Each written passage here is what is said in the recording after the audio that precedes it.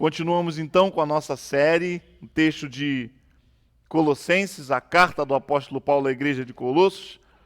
E hoje estaremos lendo Colossenses 1, de 15 a 23. E o tema proposto para a mensagem de hoje é: quem é Jesus? Quem é Jesus? Essa pergunta que vai ecoar ao longo dessa exposição. Colossenses 1, de 15 a 23, eu convido a fazer essa leitura comigo. Eu leio na Nova Almeida Atualizada. Diz assim a palavra do Senhor. Ele é a imagem do Deus invisível, o primogênito de toda a criação, pois nele foram criadas todas as coisas, nos céus e sobre a terra, as visíveis e as invisíveis, sejam tronos, sejam soberanias, quer principados, quer potestades. Tudo foi criado por meio dele e para ele. Ele é antes de todas as coisas. Nele tudo subsiste. Ele é a cabeça do corpo que é a igreja. Ele é o princípio, o primogênito dentre os mortos, para ter a primazia em todas as coisas. Porque Deus achou por bem que nele residisse toda a plenitude, e que, havendo feito a paz pelo sangue da sua cruz, por meio dele reconciliasse consigo mesmo todas as coisas, quer sobre a terra, quer sobre os céus. E vocês que no passado eram estranhos e inimigos no entendimento pelas obras más que praticavam, agora, porém, ele os reconciliou no corpo da sua carne, mediante a sua morte, para apresentá-los diante dele santos, inculpáveis, irrepreensíveis. Se é que vocês permanecem na fé, alicerçados e firmes, não se deixando afastar da esperança do evangelho que vocês ouviram e que foi pregada a toda criatura debaixo do céu, e do qual eu, Paulo, me tornei ministro. Louvado seja o Senhor por essa palavra poderosa que o apóstolo está ministrando à igreja de Colossos, e a palavra viva que serve também para nós nesse momento. Quem é Jesus? Essa é a pergunta. Jesus, o homem que dividiu a história antes de Cristo, depois de Cristo. Jesus, e não reconhecer a figura de Jesus é algo que é quase que inconcebível. Porque ele é uma figura que toca a vida de todas as pessoas no mundo. Mas a maneira como enxergamos o conhecimento a respeito de Jesus é diferente. O pensamento a respeito de Jesus é diferente. Lá no contexto do apóstolo Paulo já existiam vários pensamentos.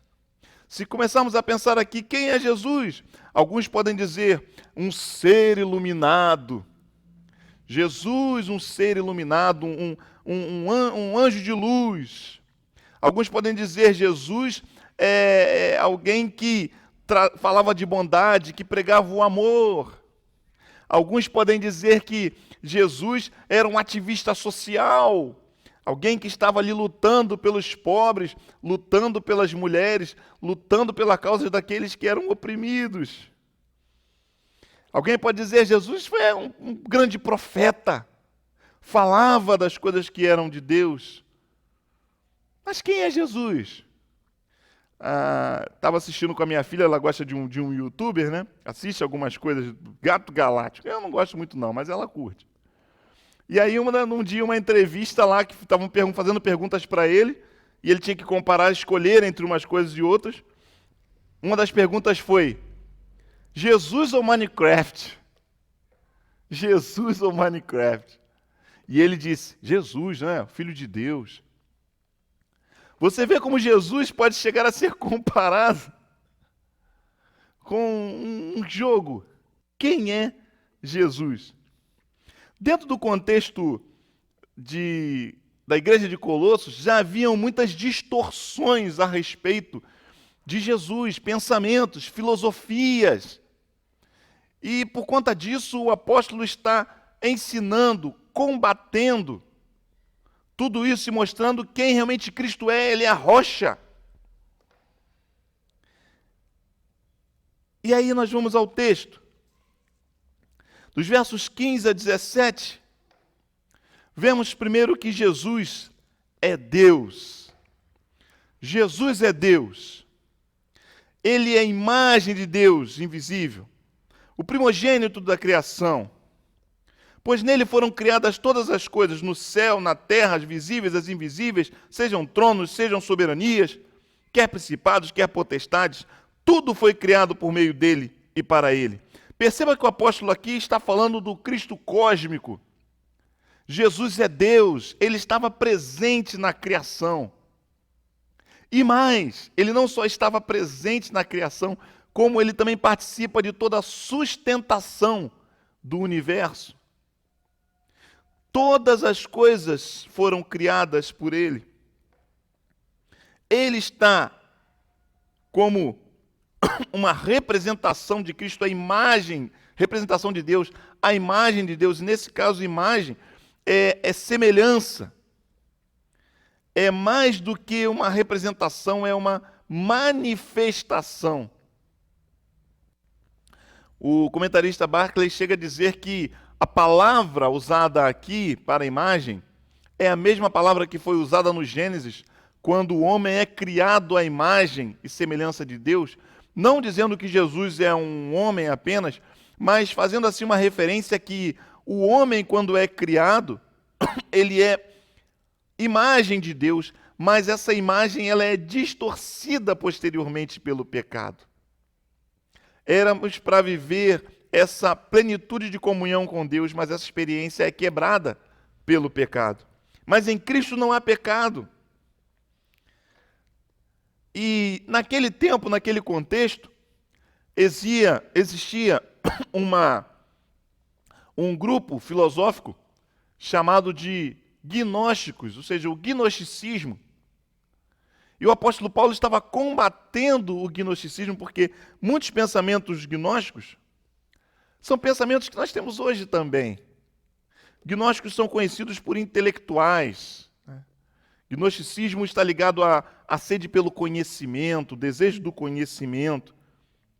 E incomodava pensar que o cristianismo é algo que é simples, chega a ser rude por sua simplicidade. Por isso, os gnósticos eles queriam transformar o cristianismo em algo que se tornasse mais uma filosofia que pudesse ser discutida, conversada, pensada, refletida, como as outras filosofias comuns. O problema é que o gnosticismo apresenta algumas distorções, e o apóstolo Paulo precisa alertar a igreja sobre isso, e hoje nós precisamos alertar a igreja sobre isso também. Um pressuposto básico do gnosticismo era crer que a natureza, né, ela é má, a matéria é má, só o espírito é perfeitamente bom. Em consequência disso, Deus não podia ter criado a matéria, porque Deus não criaria algo mal. Então, ao invés de criar a matéria, ao invés de ser o criador de todas as coisas, na verdade Deus, ele cria emanações, ou seja, poderes, e esses poderes vão se distanciando de Deus, e por se distanciarem de Deus, eles então podem criar coisas, e não Deus cria diretamente. Veja que coisa triste é esse pensamento. Deus então não é o Criador. E se Cristo é Deus, Cristo também não pode ter participado dessa criação. Perceba que essa é uma distorção, e Paulo então está dizendo: Jesus é Deus, Criador de todas as coisas. Ele estava no princípio com Deus. Ele é Deus. E isso precisa ser firmado em nossa mente. Porque ainda hoje, alguns pensadores, eles não conseguem conceber a visão cristã porque acham simplista. Não se abrem para isso. Tudo foi criado por meio dele e para ele. Ele é antes de todas as coisas. Nele, tudo subsiste. Esse é Jesus. Você crê nisso? O texto continua para dizer o que Jesus representa. Jesus é também Senhor. O verso 18 vai dizer: Ele é a cabeça do corpo, que é a igreja. Ele é o princípio, o primogênito dentre os mortos, para ter a primazia em todas as coisas. Cristo é Senhor da igreja, e quando a igreja, ela entende isso, quando a igreja se coloca na posição de corpo, e entende que Cristo é a cabeça, e que a partir dele, da mente de Cristo, da vontade de Cristo, do desejo de Cristo é que a igreja caminha, e assim a igreja pode caminhar viva. E quando a igreja está submissa ao controle de Cristo, as suas ações no mundo são impactantes. Perceba que a minha vontade, a sua vontade, comparada à vontade de Cristo, ela é inútil. A minha vontade, o que eu quero, o que eu penso, o que eu consigo planejar, se não está alinhado com aquilo que o Senhor Jesus tem, é inútil. É por isso que nós, como igreja, precisamos buscar na presença do Senhor e colocá-lo no lugar de Senhor, para sermos a representação dele nessa terra, suas mãos, seus pés, as nossas ações tocarem o coração das pessoas como Cristo tocaria. Mas isso só acontece quando nós o reconhecemos como Senhor, quando nós vemos que Ele é a cabeça do corpo, que é a igreja. Ele sustenta todas as coisas. Você tem experimentado disso? Você compreende isso? Você crê nisso? Bom, esse é Jesus, o próprio Deus, Senhor. E o que ele fez? O apóstolo continua a imprimir essa teologia na igreja de Colossos, e ela é a nossa teologia. O que ele fez? A sua obra. Versos 19 e 20. Porque Deus achou por bem que nele residisse toda a plenitude, e que, havendo feito a paz pelo sangue da sua cruz, por meio dele reconciliasse consigo mesmo todas as coisas, quer sobre a terra, quer sobre os céus. Deus o fez pleno em sua morte na cruz. Ali ele estava vencendo a morte, porque ele não fica morto, ele ressuscita ao terceiro dia. E a sua obra é a obra de reconciliação. E perceba que o texto diz, o apóstolo diz que nele todas as coisas são reconciliadas. Não apenas pessoas, mas todas as coisas são reconciliadas. Reconciliar é trocar, é mudar. Na reconciliação, o relacionamento do homem com Deus é transformado. O homem estava distante de Deus e ele então é transformado e pode então novamente viver em comunhão com Deus. Isso é reconciliar. Essa é a obra de Cristo. Lembre-se que o gnosticismo que Paulo está combatendo, eles acreditavam que a matéria é ruim, eles acreditavam que Deus não podia ter criado o mundo porque o mundo era ruim. Por isso, Jesus, ele passa a ser apenas pensado como mais uma dessas emanações. E Jesus, por ter algo de divino, ele não podia ser humano, porque a humanidade é ruim, a matéria é ruim. Então eles não acreditavam que Jesus era homem. Jesus era um fantasma, alguém que tinha ali algumas características de humano, mas ele não era plenamente humano. Mais uma distorção filosófica, mais uma distorção de pensamento. É por isso que o apóstolo lá no verso 22 vai dizer: agora, porém, ele os reconciliou no corpo da sua carne, mediante a sua morte, para apresentá-los diante dele santos, inculpáveis e irrepreensíveis.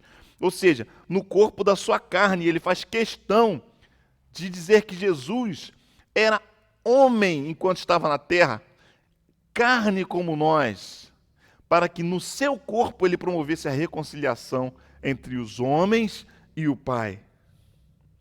Então, a salvação, segundo o gnosticismo, ela é algo ligado apenas a conhecimento, a evolução do homem que vai avançando em conhecer mais a respeito de Deus e vai se aproximando de Deus. Não!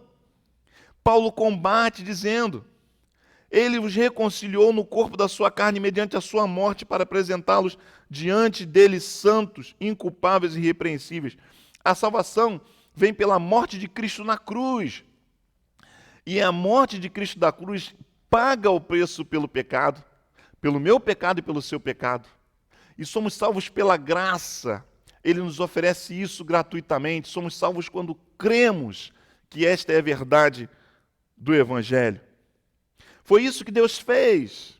Romanos 8,32 vai dizer: aquele que não poupou a seu próprio filho, antes por todos nós o entregou, porventura não nos dará graciosamente com ele todas as coisas? Deus entrega a Cristo. Cristo se entrega à cruz para que, ao pagar o preço do pecado, que era a morte, ele pudesse nos reconciliar com Deus. Ele estava ali pagando o meu preço. Ele estava ali pagando o seu preço. Ele estava ali proporcionando a nossa reconciliação com Deus. E o texto é lindo porque, se você olhar e ler, como eu já falei aqui, essa reconciliação, ela se estende para toda a criação. Por meio dele, reconciliando consigo mesmo todas as coisas, é o que diz o verso 20. Compreendemos que a própria natureza geme, a própria natureza sofre por conta do pecado. E quando Cristo se entrega na cruz, ele abre a possibilidade para que toda a natureza se reconcilie com Deus. Percebe a dimensão disso?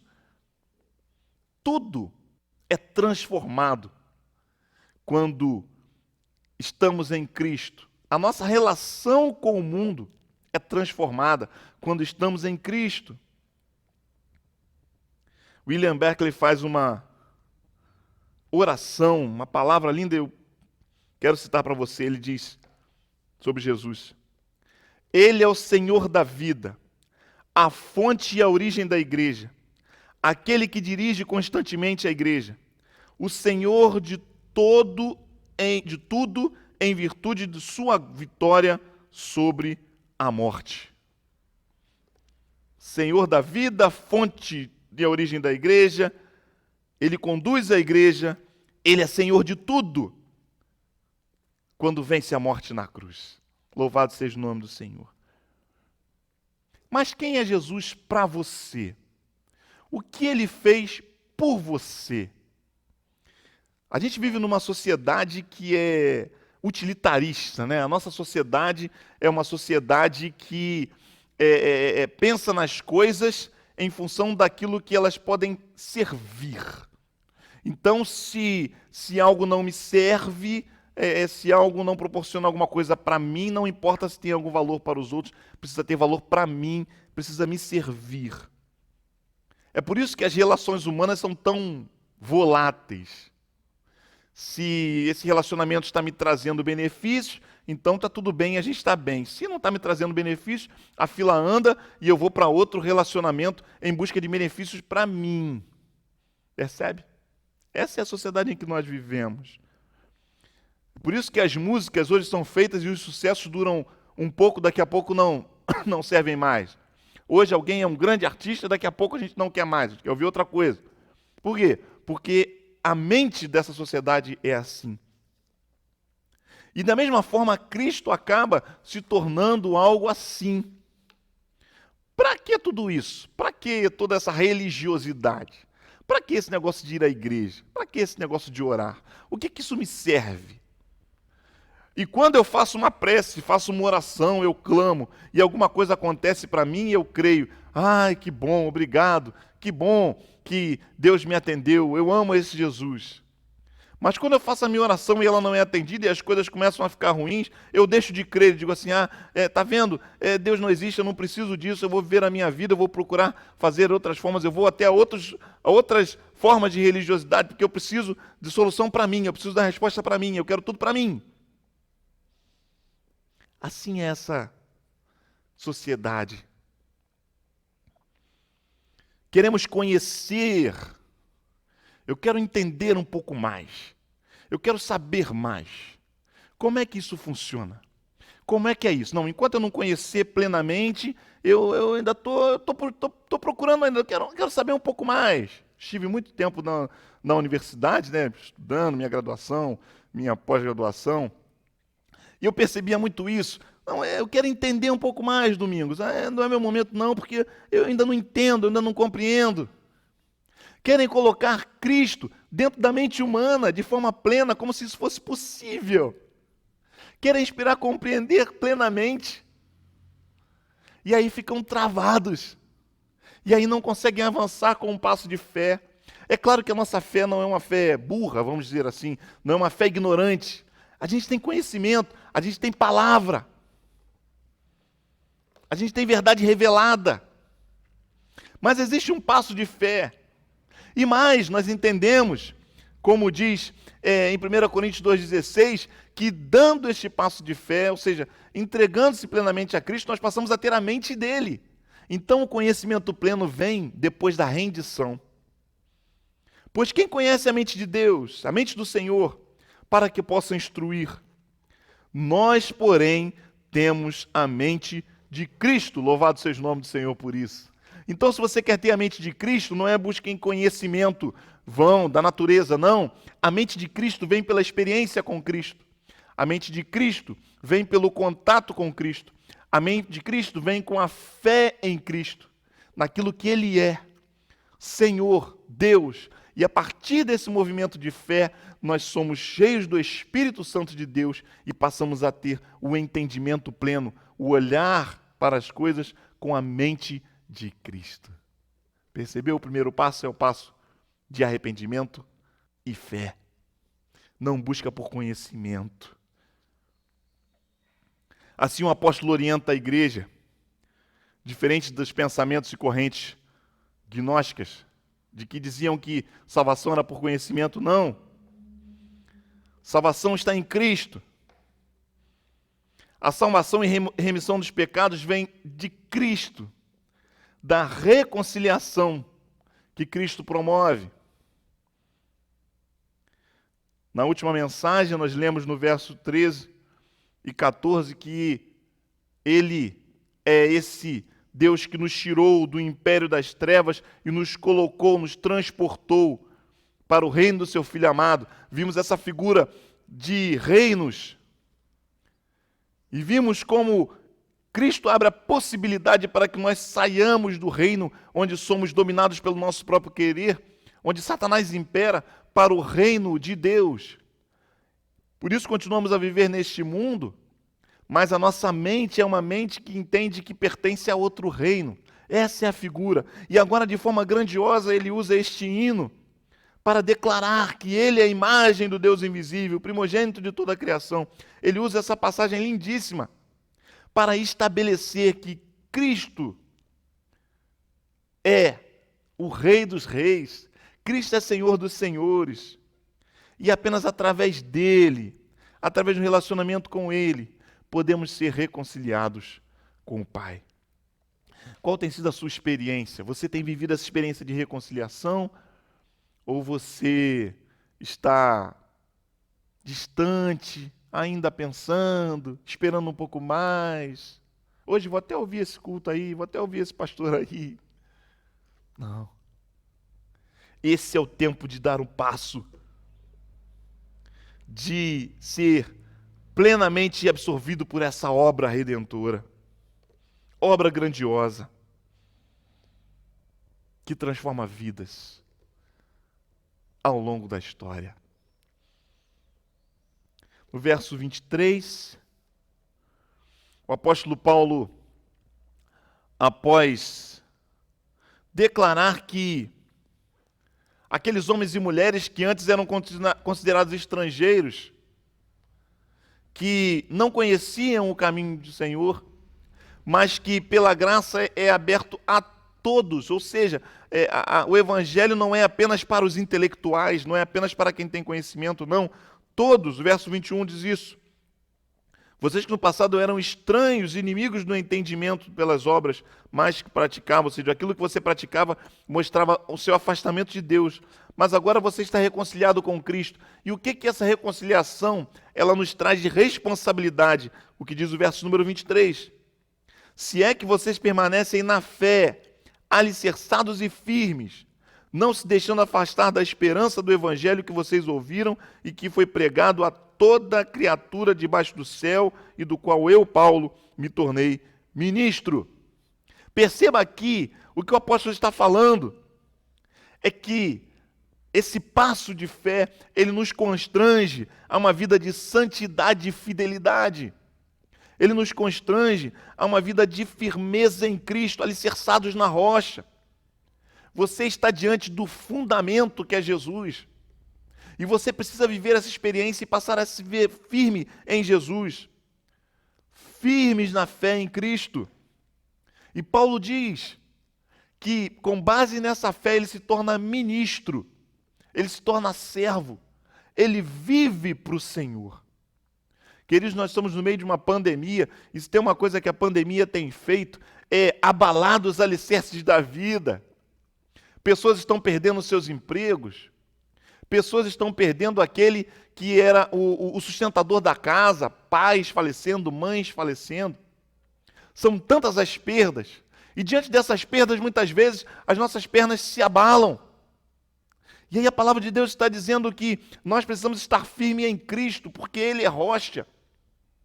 Se durante essa pandemia você percebeu que aquilo que você tinha como base não passava de entretenimento, que aquilo que você estava curtindo, que você estava gostando, que você estava construindo na sua mente como algo que trazia o suficiente para você, não está trazendo mais?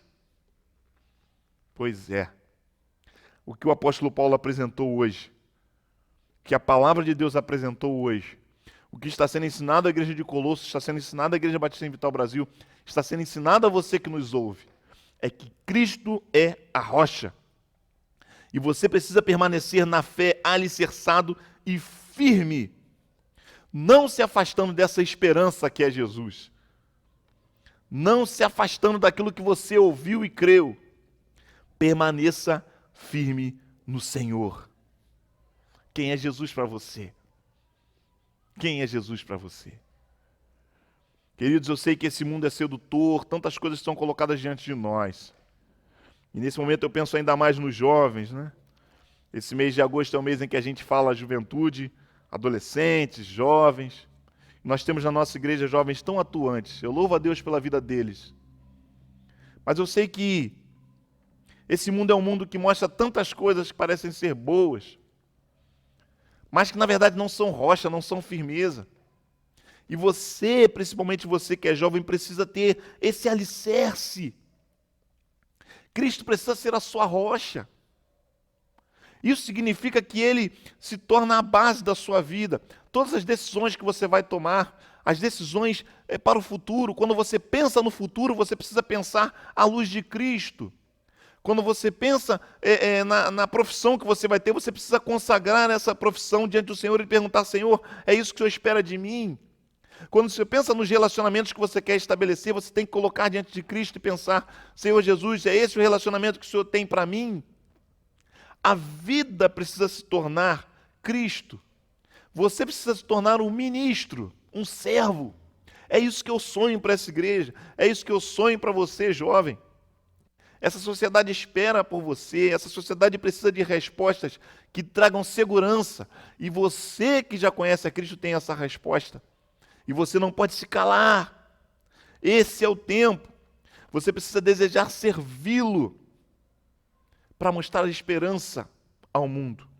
A Igreja Batista em Vital Brasil precisa ser para você esse lugar onde você tem como uma base para a partir daqui ganhar o mundo com a proclamação do Evangelho, com a vida que Cristo pode dar. Querido, consagre a sua vida ao Senhor. Consagre a sua vida ao Senhor. Permaneça alicerçado. Creia que Ele é Deus. Creia que Ele é caminho, verdade e vida. Creia que Ele é Senhor, o único digno de adoração. Tome essa decisão nessa noite se você ainda não tomou. Viva para Cristo. E ao perguntarem quem é Jesus para você, tenha a resposta certa. Ele é a rocha em quem estou firmado. Amém.